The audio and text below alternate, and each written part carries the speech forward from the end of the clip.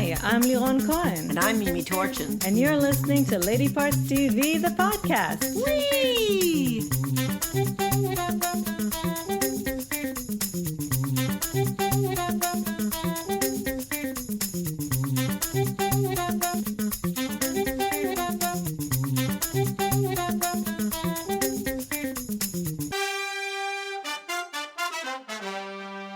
Hello, Mimi. Hello, Liron. Hello, everybody. How have you all been? Hello. We are back and happy to tell you that we have some really good things to recommend. And also happy to tell you that we shot the Lady Parts TV Awards, the fourth Lady Parts TV Awards. And we're going to make a proper announcement, but just so you know, since you're our podcast listener, so you get to know first, that it will be broadcast. It's like a live broadcast, but it's not. It's not live, it's shot. But it will be broadcast for the first time in real time, and we'll be there to chat with you on August 27th, which is a Saturday at 1 p.m. Eastern Time. Again, a proper announcement will come out soon, but we're hoping that some of you might want to come and join us and watch live and chat with us and discover who won. And Debbie, that's really late enough for you. It had to be. Okay, let's start with the stats. So we tallied 14 primetime shows, out of which written or co-written by a woman, 6, 43%, and directed by a woman, 6, which is 43%. Not bad. And, worst. we've been watching some old shows, some movies, some other things, so we haven't been able to count that many, but it's been a dry season, except when it comes to some streaming services. For example, this streaming service that I have to say has become my favorite streaming service out there. Apple TV Plus. And this show that we're going to tell you about, that came out today, premiered today, was the first 3 episodes out of 5. And I'll let you start. It's called 5 Days at Memorial. It premiered on Apple TV Plus Today. Friday. So by the time you hear it, you'll have the 3 episodes to watch. It was, let me just tell you before I even go into any of the things, it was the most harrowing show I think I've ever seen, because it was real life. It happened, it's in our memory, and it's something I don't think we had any idea about how disastrous it was. The show, 5 Days of Memorial, was created by Carlton Cuse and John Ridley. Very, very good pedigree. Excellent. Based on the book by Sherry Fink, starring Vera Farmiga, Cherry Jones, Robert Pine, Michael Gaston, and many other people who you won't know, but everybody down to someone with one line was brilliant, including the pets. It's based on actual events that happened during Hurricane Katrina. It's based mostly in Memorial Hospital in New Orleans.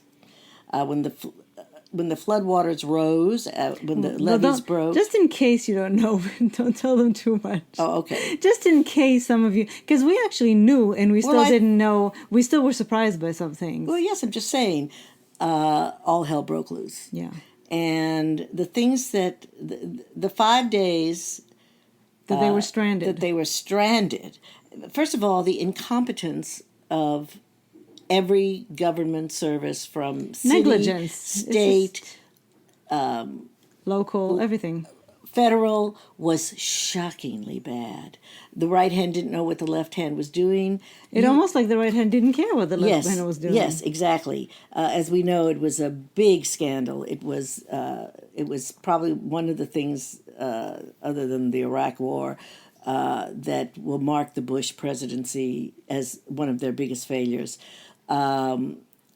Anyway, it is. You can't turn it's like an accident. You can't take your eye off of it. It's so viscerally moving and enraging and sad. And so this hospital was stranded for 5 days with nothing, no food, no power, no resources, no help. And this is, and I'm not going to expand, but it's about some tough decisions that they had to make in survival mode, and what they were forced, the decisions they were forced to make by everybody who washed their hands of responsibility Yes. for these people, and then the repercussions for Right. that. Exactly. The passing the buck was shameless, shameful. It was. I've just never seen anything that affected me in quite the same way that I this agree. affected me. It really kind of creeped under your skin. And the heroism that Right. these doctors and on nurses. the flip side of the all the negative, heroism, the actual caring, the the selfless acts, the selfless sacrifices. acts. And also it showed how they were unprepared in any way. There was no, they looked for in their handbook, because they were owned by a corporation by this point. There was no scenario for how to evacuate the hospital. They left food in the basement that they didn't bring was flooded. upstairs in time. They had some warning. It's just that I don't think they could imagine what was coming. And you will have nightmares about it. I think you really will, but I don't think you cannot watch this. No, it was First of all, it was so good. you should to pay homage to the Right. people that went through this Right. is important. Attention must be paid, Mm-hmm. as Linda Lohman would say in Death of a Salesman. And the acting is so brilliant. The writing was so good. How they even filmed this, I have no idea. Yeah. I don't understand how they even managed from a to practical do this from a perspective, practical, exactly. Yeah. Everything down to the last detail is stunning and is like some worm that crawls underneath your skin. It's one of the best things we've ever seen. Ever. It's called 5 Days at Memorial. It's on Apple TV Plus. I think we can say Be brave. Yeah, I mean, it's like, okay, so the cutoff for the Emmys was June 1st. And this is the beginning of a new year. And I'm sure there's going to be a lot that's going Yes. to be award worthy. But if I could, I would just give all the of people. the people. I'd give everybody involved. Everybody. Emmys. Absolutely. It was so good. And Vera Farmiga and Cherry Jones, Cherry who were the leaders of Yes. this whole operation. Oh my God. I was haunted by both of them, but especially by Vera Farmiga. I was haunted by her for days after, and there was something a little weird about it because I kept saying I wish I had more episodes of that, but it was so tough. Yes. And it was so good. It was, and these people just They were so inspiring. they held my heart with their hands. It was just unbelievable. Yeah. So once again, our hospital workers Yeah. showed the compassion and the courage. that nobody else around them Exactly. can match.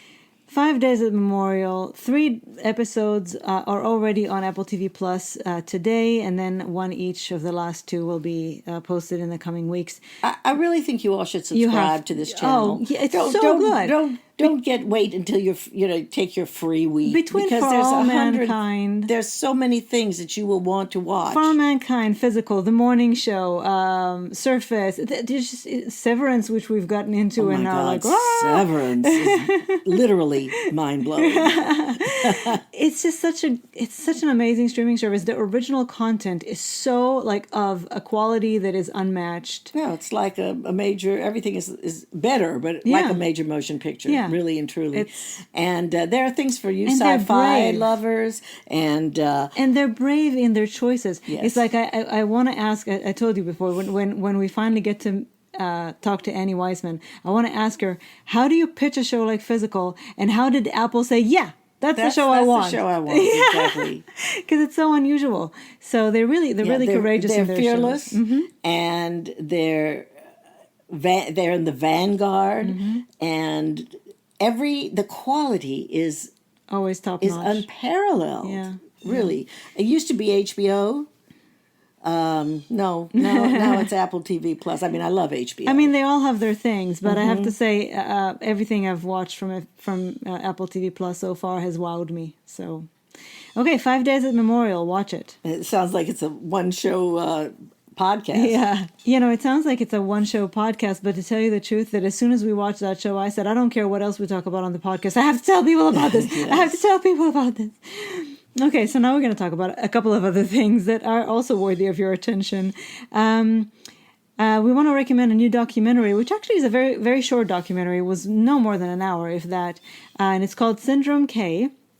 And, every now and then, even if something is not about women, but it's about something really important or something that we care deeply about, which you will soon understand why this is something we care deeply about, then we do want to tell you about it, even if it doesn't seem like it's specifically for lady parts. So the documentary Syndrome K is available to rent and own on VOD. Beginning August 16th, so momentarily, directed by Stephen Edwards, and it was narrated, the final narration role by Ray Liotta. Ray Liotta.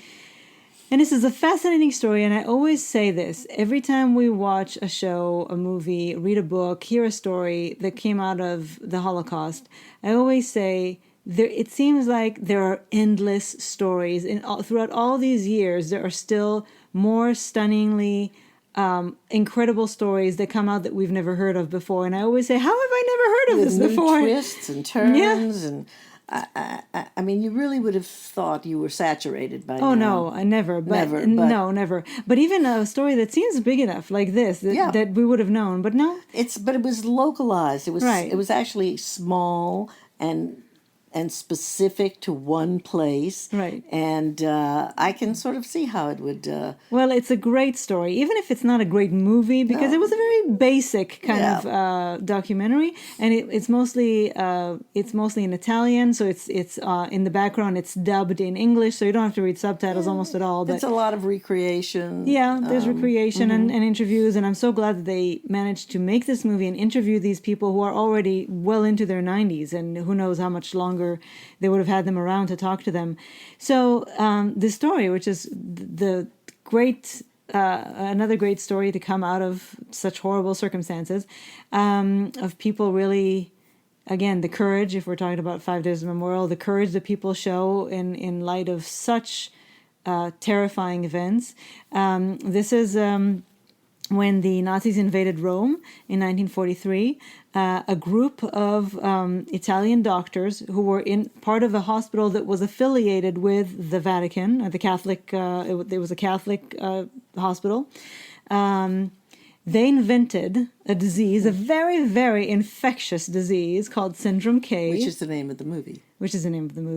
And this is how they sheltered the Jews from the town. They pretended that they had this extremely infectious disease. They quarantined them in their hospital. The Nazis were very afraid of getting terrified, but they did come to check it out. Oh, yes, God they sniffed forbid it one out. Jew should slip through their murder machine. Right.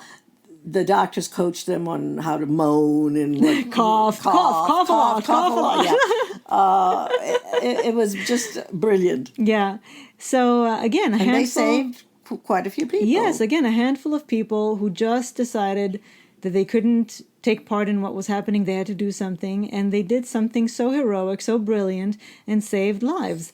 And it's a great, great story. It is. So we really recommend that you check it out. Again, it's not like the best movie you'll ever see, but it's a very interesting story that I think you will. Yes, it is only an hour of your time, and it will stay with you. Yeah.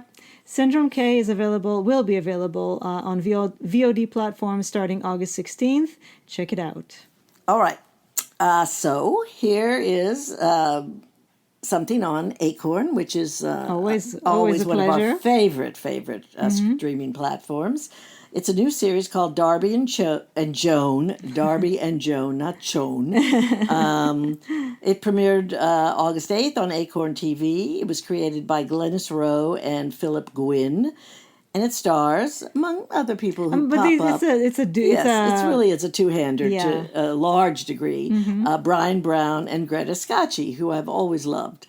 It takes place in Australia, I think.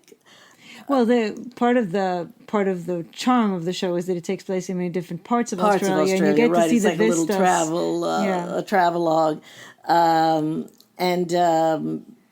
Brian Brown plays Jack Darby, who's a former homicide detective, and he's retired, taken to the road with his dog Diesel, and to flee his past, which we don't really know a lot about yet because we only watched one or two episodes. One episode, and not that we would tell you if we knew what he was. That's the point. And he manages to hook up with this recently widowed, very sort of buttoned up to a certain extent, but not really when you get to know her, English nurse named Joan Kirkhope, played by the wonderful Greta Scacchi.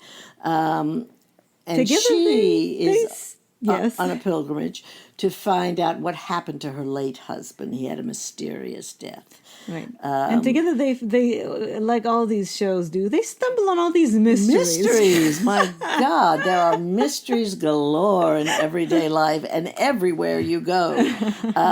This sort of also shines a light again, as did Nomad. Nomadland. Nomadland, right. What do they call them? Gray nomads? Older yes. people who have taken to the road. Yep. And they're an interesting group of people. And I really enjoyed it. It's not a show that among the... It's light. The tone of it is light so far. So far. But, might get more serious. I think there will be a lot of murders, a lot of deaths, a lot of things. You'll see a lot of small communities in the outback. Yeah, it's beautiful to look at. It is beautiful to look at. Australia is so gorgeous, and it has such diverse characters and such diverse vistas that you can enjoy. And they're fun together as a duo. Yes. They have good chemistry, and they bring out some fun aspects out of each other. So the first one that we watched was light, but it could get more it will serious. Get more. And anyway, this and we'll get so more into their terrible. own stories. Right. So Not for so us, terrible to have right. something a little light. Right. I So mean, I'm just letting we tend to like light a little less, or be drawn to light a little less. But sometimes you're just in the mood for something light, just to watch some beautiful vistas and a couple of nice actors bicker and it's not light. No. No, it's not light.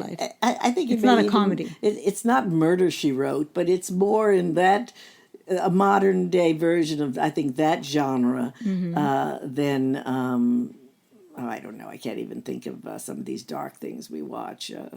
Blackbird or yeah no, it's not Blackbird. No. Right, so it's somewhere in the middle. It's not entirely I mean, we did enjoy it, but I think if you like that kind of thing, if you love Australia, if you like these actors, I think if you want to take an adventure with them, I think it's worth your time. It's a fun addition, and I do look forward to watching the next ones, because I think they will get more in depth and we'll get to know them more. And to me, what's more interesting, because to me it's always a silly thing. We stumbled upon this mystery, and then we go to the next town, and somebody's been murdered here too. I love to me, it. that's always hilarious. But to get to know their own mysteries in their past, that to me is more interesting. Everybody has a secret. Everybody has something they're searching for. Oh.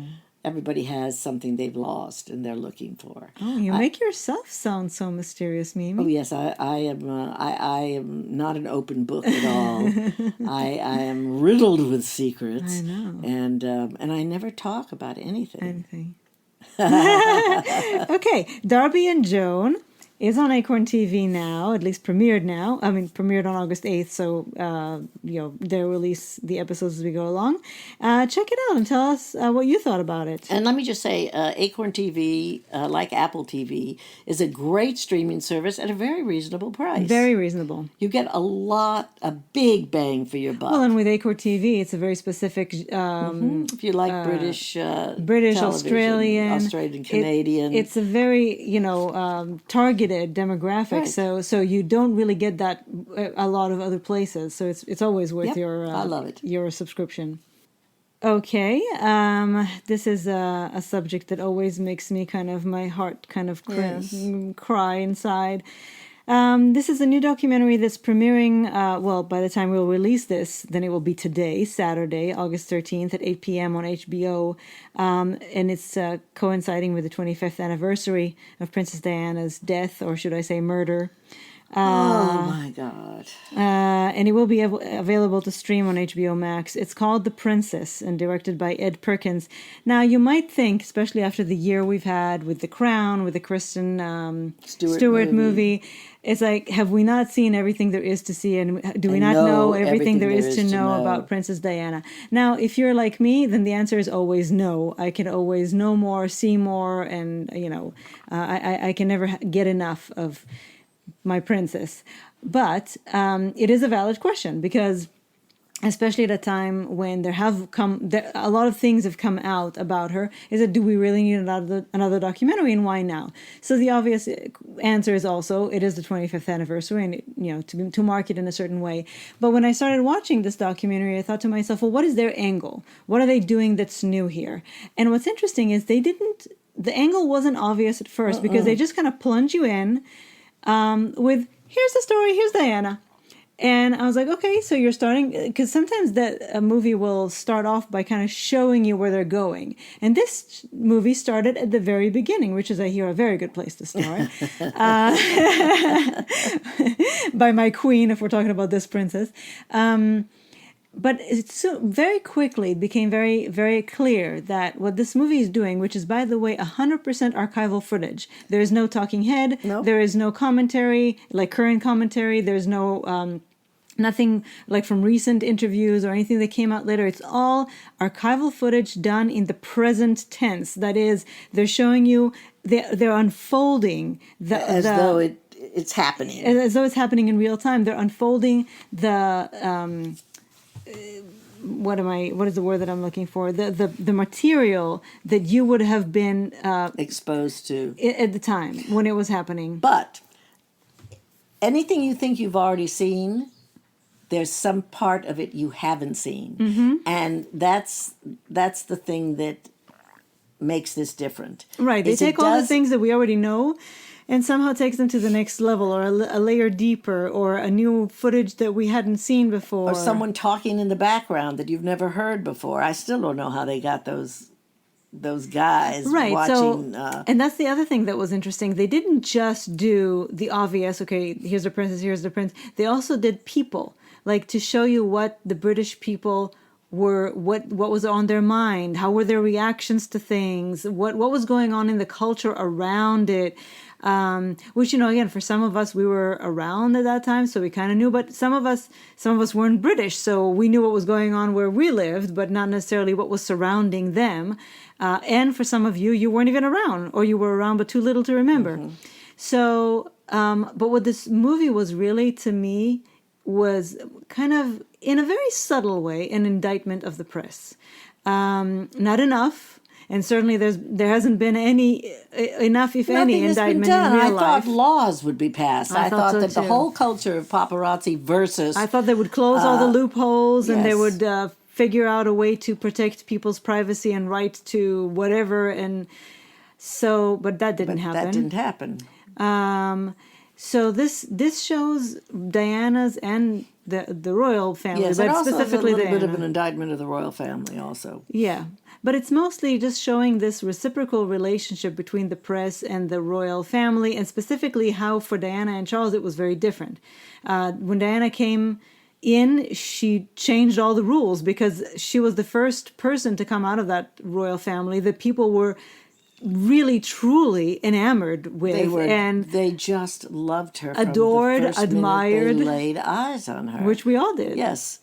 So she kind of she kind of engendered a more of like a celebrity interest. Right. And at the same time, her generation, for some reason, she and Charles kind of fought their battles in the press too. They kind of used the press to... Yes, against each other. Yeah, against each other, or to be able to say the last word because, the royals were so... See, the problem is that before Diana, everybody was, to some degree... They circled the wagons. They did what they were supposed to do, and the royal family put out whatever they wanted people to think or know. And when Diana came in, she was like, well, I'm going to tell you my truth. And it like people didn't know what to do with that. The royals didn't know what to do with that. The press didn't know what to do with that. The people didn't know what to do with that. So it was very controversial. There's a lot that you can learn from this, and it doesn't spoon feed you anything. It just kind of shows you, here's what happened. You have to draw your own conclusions, but it does funnel it in a certain direction. It shows you different sides of things. I'm a huge Diana fan, and I saw kind of different things that I hadn't seen before, or in a new perspective. So, and there were things I'd forgotten. Yeah, that they revealed to us. Right. I really, really recommend this movie, and I wish something could have been done to change things since Diana. I was hoping that her death would not at least be in vain. Well, but it wasn't was. in vain because it might have saved Meghan's life I guess so, and but Harry's, but Meghan's in particular, because history Harry repeating. saw history repeat itself, Yeah. and that began that was a whole new fascinating chapter in the. I know, but you know what? If she hadn't died, she would have been there to help Harry Yes. figure it out with Meghan. So it's still in vain. And as Mimi said when we were watching the movie, and I just jumped on it and said yes. I just never got over it. No. I'm still angry. I'm livid. I'm just I can't. I'm heartbroken. It is something that the wound is even the. What was she 25 to years us? later. We didn't know her. But She was we did everybody's. Know her. That's the thing. We did know She her. was The everybody's. people's princess. That's what made her and so we special. are the people. And Royals don't mean anything to me. I didn't love Diana because she was a princess. No. I loved her because of the person she was and how was. she used her position and how she was exploited and how she was destroyed, though. tragic character. She was just a tragic character. I love her so much. I miss her. I know, wish me too. I oftentimes think about all the things she could have done, all the lives she could have still touched had she been around, because she used every single day of her life to touch somebody's life. I was sitting in my bed watching television when the announcement came over, and I remember screaming and thinking, no, this can't be true. This can't be true. Yeah. Sort of, I know it's not the same, but kind of when you learned Kennedy had been assassinated. Yeah. She was assassinated. She was assassinated. The press assassinated her, not in the And usual got away with way. it. Yep, and got away with it. So the Oh, princess. well. But it is fascinating. Yeah, and I can never get enough of The Princess. So The Princess airs on HBO tonight, August 13th at 8 p.m., and it will be available to stream later on HBO Max, and we recommend you watch it. Finally, we have a new series heads up to tell you about. It actually, all 8 episodes dropped today, which means that by the time you're listening to this, they're all available on Amazon Prime. It's called A League of Their Own, and it may sound familiar to you. Maybe because 1992 was Penny Marshall's great film with all these phenomenal actresses. I think There's no crying in baseball. I think we all loved that movie. Even those of us who weren't even born back then should probably have seen it. I didn't care about baseball. Oh, I didn't care about baseball. I still don't care about baseball. I loved every second of it. So this show, it's not a recreation of the movie or a remake. It's just taking it and telling the story that actually couldn't have been told back then. Created by Abby Jacobson, who also stars in it, by the way, and Will Graham. And they're calling it a comedy. It is the episodes are about an hour long, so I think it's like a dramedy, maybe more than a comedy. But everything we saw was sort of it was funny, but it's also going to be. But it also has serious undertones. Right. So this is about, if you don't know, this is and the movie was based on a real league of women's baseball, girls baseball. We should not say women; it was girls. During World War II, when the men were out fighting the war, there was a need for people to play baseball. Yeah, they wanted to keep the game alive. Right. So they had this league of women or girls. Well, first of all, they were young, so you can. Oh, it's bullshit! I know. It's bullshit. It's diminutive. It's making it. It's belittling. But anyway, so there's one woman who is in her 90s, Mabel Blair. She is in her 90s, and she is one of the originals from the league. She had recently come out as a lesbian. In her 90s. In her 90s. She said she was afraid until then, both because she had some sort of a security clearance that she didn't know if they would take away from her. And her family, she was afraid that her family wouldn't accept her. So she waited until her parents died. No, I'm just kidding. No, she actually has great-grandchildren. Yes. I think she was more worried about them. Yes. So she says that actually this story is more, is truer to the actual story. It's things that Penny Marshall couldn't tell in 1992, but this talks a lot about racism, about relationships, lesbian relationships between the players. So you wanted to say? Yeah, I was something? just going to say Mabel didn't have grandchildren. She never married. They were nieces and nephews. Oh, right. Right. So anyway, it looks fun. I'm sure there will be, feminist things, racist things, homophobic things. Oh, but the period is depicted gloriously Yeah. in sort of a warm, glowing, Technicolor kind of a way. And I think it just is a delicious looking package. Yeah, I can't wait. We're going to watch it tonight. Yep. We're going to start tonight. And I mean, I don't know any of the actresses really, almost. I mean, I know Dale Dickey and Darcy Carden, Yeah. but there are a lot of New actresses I didn't recognize. Also, there will be a couple of guest appearances, like from Rosie O'Donnell, sure. some originals that will hopefully make an appearance. It's 8 episodes, right? It's 8 episodes, and they're all available now on Amazon Prime.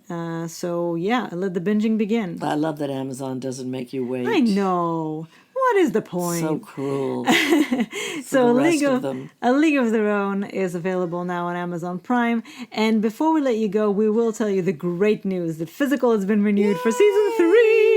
And as you already know, For All Mankind has been renewed for season 4. So we're pretty pleased with all We're that. very excited. And I just want to drop a quick thing about something that I discovered. I recently, for the sum of $6 for 12 weeks, subscribed to the New Yorker Digital. Wait, $6 every month for 12. $6 for 12 12 weeks. Oh, okay. But you have to keep your eye on it because then it goes 12 up weeks to is $6 a day. $1,000 a week. Yeah. But you can. Is the New Yorker? The New Yorker makes mini documentaries, videos that whatever you can sign up to have them put in your box, or you can just look for them under videos. And there are fascinating ones. I just watched one last night. I can't remember what it was called, but it was about a woman and a man in their 80s who became stand-up comics. And it was really wonderful. And it's called The 80-somethings? The 80-somethings, Yeah. right. And it was delicious. And there's just a list of wonderful little mini, just what I like to watch, 20 minutes, videos. It was something I never knew about. So I recommend it for you videophiles and people who are interested in all kinds of things. I think the New Yorker should give us a new free subscription forever. now. Well, I love the New Yorker. So that's just a little heads up about something you might not have known about. Okay, look at us branching out. Now we're talking about magazine documentaries. It's all video. It's all Anyway, it's all interesting. Yep. Thank you for joining us. We hope that you join us on the 27th, Saturday at 1 p.m. For the Lady Parts TV Awards. And we will see you again soon for some more podcasting. All right. Bye. Bye.